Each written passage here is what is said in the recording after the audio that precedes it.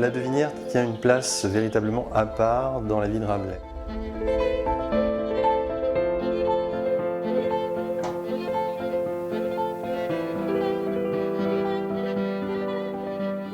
Cette maison porte, je dirais, une symbolique forte puisqu'il va en faire la maison de Gargantua.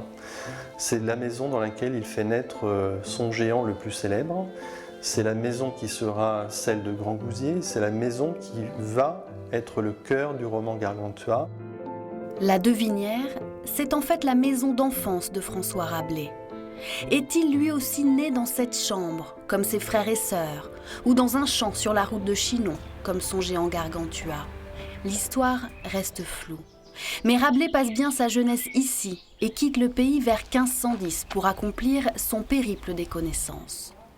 Plus que la maison, c'est tout le paysage alentour qui l'inspire, 20 ans plus tard, quand il écrit son célèbre Gargantua. Vous allez avoir le château du Coudray-Montpensier, qui est un château important qui existe déjà à l'époque de Rabelais et qui est l'une des récompenses que Gargantua va donner à l'un de ses lieutenants gymnastes à la fin de la guerre picrocolline.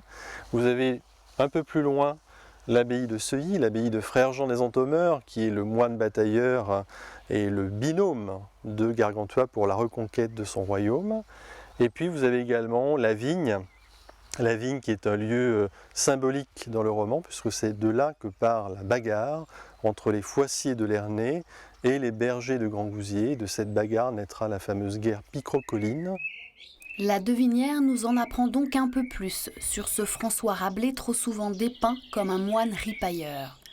Ces jardins de plantes médicinales, par exemple, ne sont pas là par hasard et nous rappellent que l'écrivain était aussi un grand médecin, féru de botanique. La médecine s'était fondée en grosse partie sur la botanique. De son enfance à la Devinière, donc ici, il a couru avec les paysans du coin, donc il a appris les plantes, il savait un peu ce que c'était. Il cite beaucoup de plantes, il en cite plus d'une centaine au total. Mais la majorité, c'est dans le troisième livre. Chacune de ses œuvres utilise la médecine botanique. Il imagine même le pentagruélion, un savant mélange de lin et de chanvre aux multiples propriétés. Allégorie probable du progrès humain et de sa foi en la science. C'est une sorte de super plante. Et je dirais que c'est un peu l'espérance des hommes de la Renaissance, quoi, d'une certaine façon. Leur croyance en la technique. Hein. Il était un peu précurseur avant l'heure, quoi. Diplômé de médecine en 1537, François Rabelais se passionne notamment pour l'anatomie et défie l'Église en pratiquant des autopsies. Ses connaissances se retrouvent dans de nombreux traités scientifiques, mais également dans ses romans. Rabelais est un grand savant. Alors, nous avons coutume de dire qu'il est médecin avant d'être écrivain. C'est un auteur qui va se servir de tous ses savoirs, de toutes ses connaissances, et particulièrement de la science médicale, pour l'écriture de ses romans.